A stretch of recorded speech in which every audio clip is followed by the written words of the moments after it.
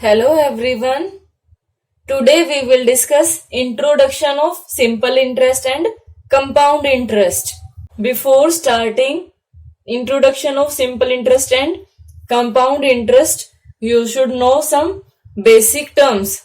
These are principal, time, interest, rate and amount. So let's see.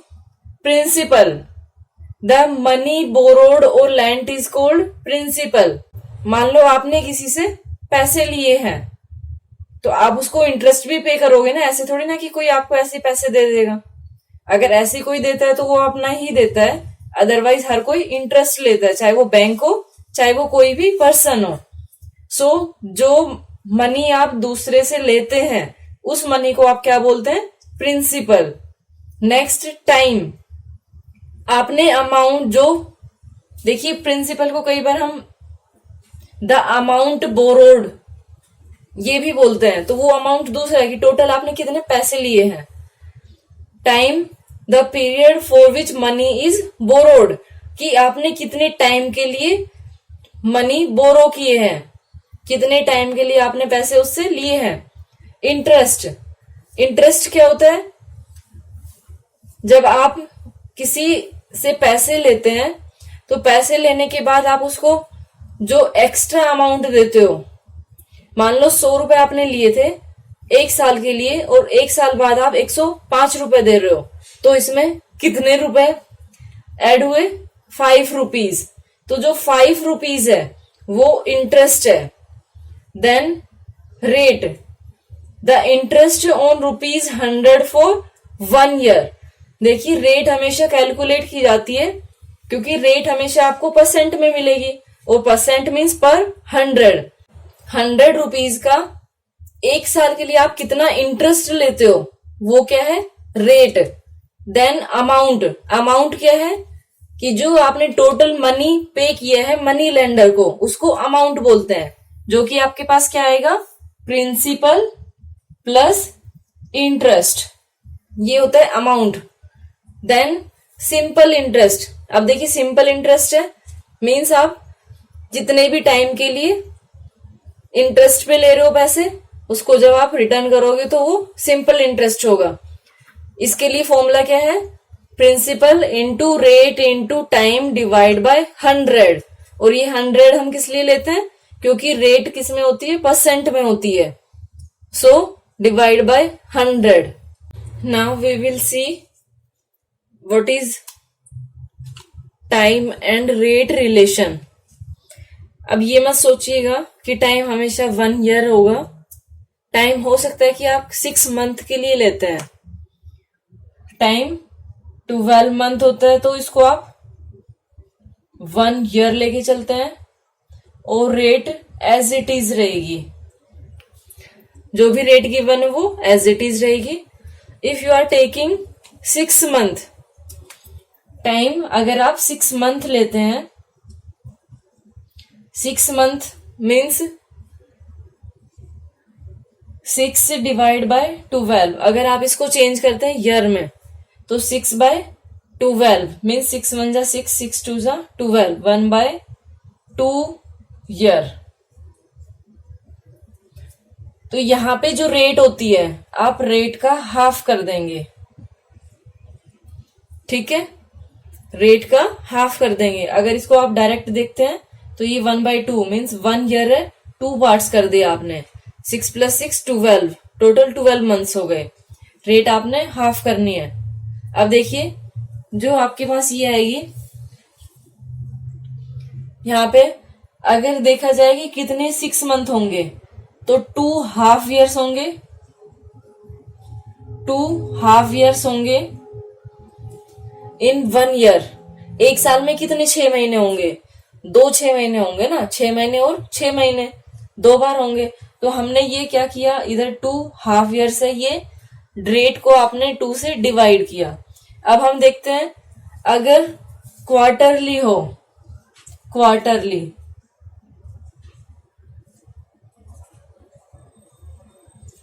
Quarterly means अगर half 6 महीने के अगर आप हाफ कर दो यानी 3 मंथ्स अगर कर दो तो ये 3 मंथ्स होते हैं क्वार्टर। 3 बाय टोटल कितने मंथ्स 12, 3 1 जा 3, 4 जा मीन्स 1 बाय 4 years। आपको याद क्या करना है, अब यहाँ पे रेट क्या होगी ये याद करना है आपको। यहाँ आपने 2 से डिवाइड किया था जो डिनोमिनेटर में था, यहाँ डिनोमिनेटर में क्या है 4, तो यहाँ आप क्या करेंगे रेट को 4 से डिवाइड करेंगे। हो सकता है कि आपको 3 मंथ्स ना देखिए, आपको बोला गया है कि 1 मंथ। अगर 1 मंथ गिवन है तो उसको आप कैसे लेंगे 1 by 12, 1 month divide by 12 that is equal to, ये ईयर में चेंज हो गया। ऐसी रेट में आप क्या करेंगे, रेट में आप जो भी रेट आपके पास गिवन है उसको डिवाइड बाय 12 करेंगे। अगर आप क्वार्टरली ले रहे हैं तो रेट को 4 से डिवाइड करेंगे। ये आपको रिलेशन इनका समझ आना चाहिए, क्योंकि जरूरी नहीं है कि आपको सिर्फ हमेशा फुल ईयर के लिए पूछा जाए, होल ईयर के लिए 1 2 3। हो सकता है आपको बोला जाए 2 year and 6 month, 2 year and 4 months. So आप इसको डायरेक्टली याद रखेंगे कैसे, कि जो टाइम होता है टाइम को आप ऐसे चेंज करेंगे, जितने भी मंथ गिवन है वो डिवाइड बाय 12, और रेट में जो आपके पास यहाँ डिनोमिनेटर में आता है उस डिनोमिनेटर से डिवाइड कर दोगे। ये रेट का रिलेशन होगा।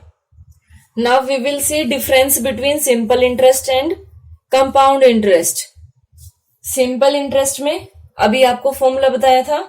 सिंपल इंटरेस्ट आप कैसे फाइंड आउट करोगे, इंटरेस्ट बोला है आपको तो P into R into T divide by 100। You will get 10,000 into 2 years time and 10% rate of interest divide by 100, 0 to 0, that will be equal to 2 into 10 into 100, that is 2000 rupees। Amount यहां से क्या आएगा, amount equal to principal plus interest means 10,000 plus 2000 that is equal to 12,000 rupees. Okay, ये है simple interest. अब हम देखते हैं कंपाउंड इंटरेस्ट। कंपाउंड इंटरेस्ट में सिंपल इंटरेस्ट जैसे आपने फाइंड आउट किया, कंपाउंड इंटरेस्ट हमेशा 1 ईयर के लिए फाइंड आउट करते हैं, ठीक है। 1 year then next 1 year then next, जितना भी टाइम गिवन हो ऐसे नोट करते हैं हम। इसको आप लिखोगे फॉर फर्स्ट ईयर, ये फर्स्ट के लिए है, into 1 into rate 10% divide by 100, 0 to 0 cancel, ये कितना आ गया 1000 रुपीज। अब इसके बाद आप अमाउंट फाइंड आउट करोगे, 10,000 plus 1000 that will be equal to 11,000 rupees. अब देखिए यहाँ पे आपने जब सिंपल इंटरेस्ट फाइंड आउट किया था, यहाँ पे आपने टाइम टोटल ले लिया था 2, लेकिन यहां आप 1 बाय 1 करेंगे फाइंड आउट। अब 1 बाय 1 करने के बाद कंपाउंड इंटरेस्ट में ध्यान से सुनना, जो अमाउंट होता है वो नेक्स्ट ईयर के लिए प्रिंसिपल बन जाता है। ये क्या बनेगा, प्रिंसिपल यहाँ पे 11,000 रुपीज, प्रिंसिपल 11,000 रुपीज हो जाएगा। टाइम 2 ईयर्स थे तो 1 के लिए आपने फाइंड आउट कर दिया, सेकेंड के लिए फिर से 1 ईयर और rate 10%। So you will get here 11,000। Now principal will be 11,000 into 1 into 10 divide by 100, 0 to 0 ये cancel, you will get 1,100 rupees. अब अमाउंट यहां पे क्या होगा 11,000 plus 1100, so you will get 12,100 total. ये अमाउंट आ गया आपके पास, ये अमाउंट आ गया। यहां आपको कितना मिला था 12,000, यहां आपको कितना मिला है 12,100। अब देखिए कंपाउंड इंटरेस्ट में ज्यादा इंटरेस्ट आपको मिला है, ये ज्यादा इंटरेस्ट है, ये कम है। इसमें क्या डिफरेंस आपने देखा कि जो कंपाउंड इंटरेस्ट होता है उसमें जो अमाउंट होता है वो नेक्स्ट ईयर के लिए प्रिंसिपल बन जाता है, और आप 1 by 1 एक एक करके तब आप फाइंड आउट करते हो। फॉर एवरी ईयर आप अलग अलग करेंगे। अब ये तो है नहीं आप ऐसे ही करते जाओगे। अगर आपको मान लो 5 बोल दिया है तो 5 के लिए अगर आप ऐसे करोगे तो आपकी नोटबुक के 2 पेज भर जाएंगे। तो इसको ऐसे ना करके फिर आपको बोला है, इसके लिए फॉर्मूला निकाला गया।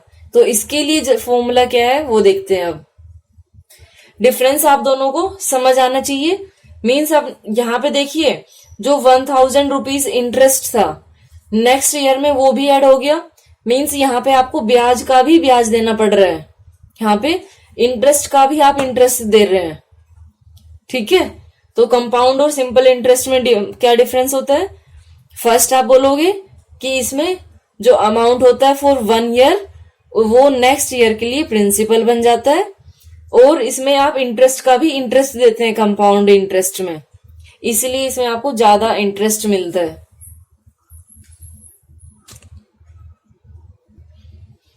Compound interest formula and amount formula, ये आपके पास फॉर्मूला है, ये आप याद रखेंगे। Principal into 1 plus rate by 100 raise to power time minus principal, ये कंपाउंड इंटरेस्ट होता है। अगर आप इसमें से प्रिंसिपल माइनस नहीं करते हैं तो वो अमाउंट होता है। कंपाउंड इंटरेस्ट में माइनस प्रिंसिपल करते हैं और अमाउंट में माइनस प्रिंसिपल नहीं करते, क्योंकि आपको अमाउंट फाइंड आउट करते हैं तो वो टोटल मनी बताना होता है कि कितना वो मनी लेंडर को देगा। अब इसमें ये सिंपल फॉर्मूला है। अब टाइम देखिए, टाइम आप किस में लेंगे, यहाँ पे टाइम यहां होना चाहिए होल ईयर। अगर होल ईयर है तो आप ये वाला फॉर्मूला यूज करेंगे।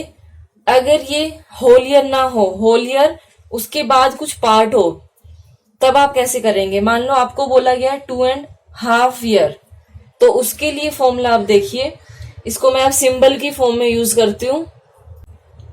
अगर आपको बोला जाए 2.5 ईयर के लिए फाइंड आउट करिए, तो आप करेंगे P into 1 plus R by 100 raise to power time. अब टाइम कौन सा होगा, ये होल वाला होगा, यानी ये 2.5 है तो यहाँ पे आप 2 करेंगे। जो हाफ बचे आप उसका क्या करोगे।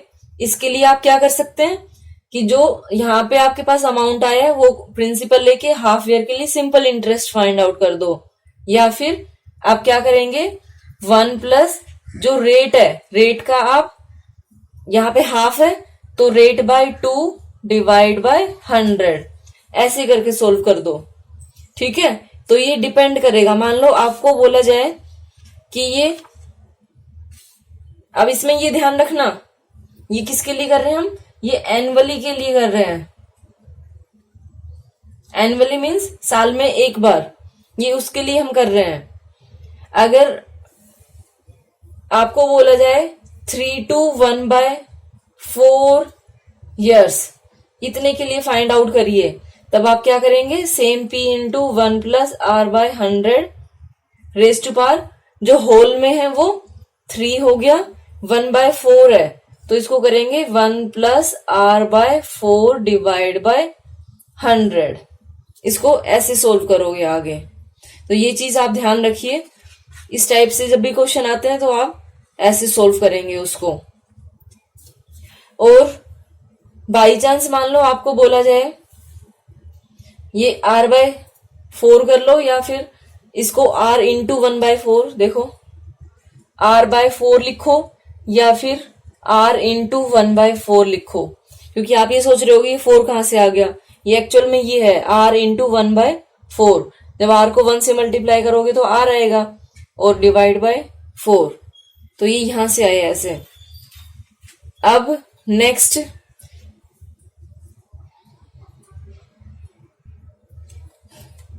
if successive rates are given then how you will find out, amount will be equal to principal। अगर मान लो फर्स्ट ईयर के लिए आपको रेट दी है 5%, then you will write 1+5/100। Next second year के लिए आपको डिफरेंट दिया गया है, तो इसमें 1+ मान लो 10 दिया है तो 10/100। देन थर्ड ईयर के लिए आपको बोला गया है कि थर्ड ईयर में 15% है रेट, तो 1+15/100। ऐसे इसको सोल्व करेंगे। ऐसे मान लो फोर्थ में नेक्स्ट अलग दिया है तो उसको अलग करेंगे। ठीक है, ये नहीं है कि आप सबकी बार एक करके तब कर दोगे, आपको डिफरेंट डिफरेंट तब ये फाइंड आउट करना होगा।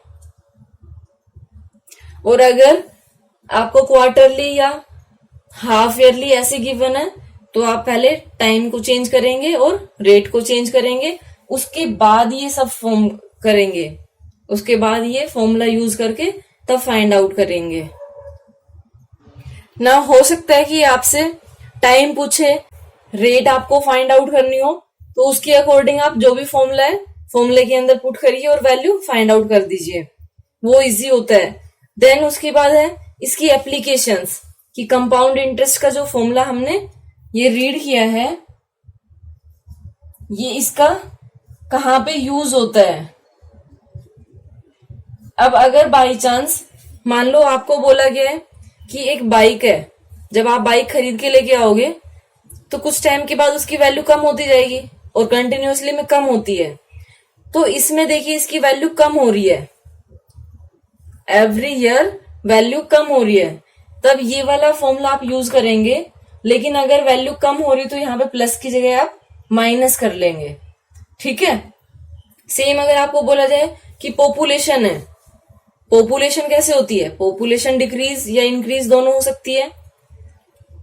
अगर पॉपुलेशन इंक्रीज हो रही है तो पॉपुलेशन इंक्रीज के लिए आप प्लस वाला फॉर्मूला नोट रखेंगे एज इट इज, और अगर आपको बोला जाए कि पॉपुलेशन डिक्रीज हो रही है तो यहां माइनस कर देंगे। ऑलमोस्ट क्या होता है कि जो कोई भी वैल्यू होती है मशीन की, उसके अंदर हमेशा उसको हम क्या बोलते हैं कि डिक्रीज वैल्यू होना मीन्स उसको हम बोलते हैं डेप्रिशिएशन। जैसे अभी आपने देखा होगा कि कोरोना के टाइम में जो अपने कंट्री की ग्रोथ रेट है वो क्या किस में जा रही है, नेगेटिव में, यानी डिक्रीज हो रही है, तो उसको क्या बोल रहे हैं कि डेप्रिशिएशन आ गया। ठीक है, डेप्रिशिएशन आ गया, रेट कम हो रही है, रेट ऑफ ग्रोथ कम होती जा रही है, डिक्रीज हो रही है, तो उसको डेप्रिशिएशन बोलते हैं कि नेगेटिव में अगर वैल्यू जा रही हो तो तब आप माइनस लेते हैं यहाँ पे। Okay, thank you so much for watching my video and have a great day.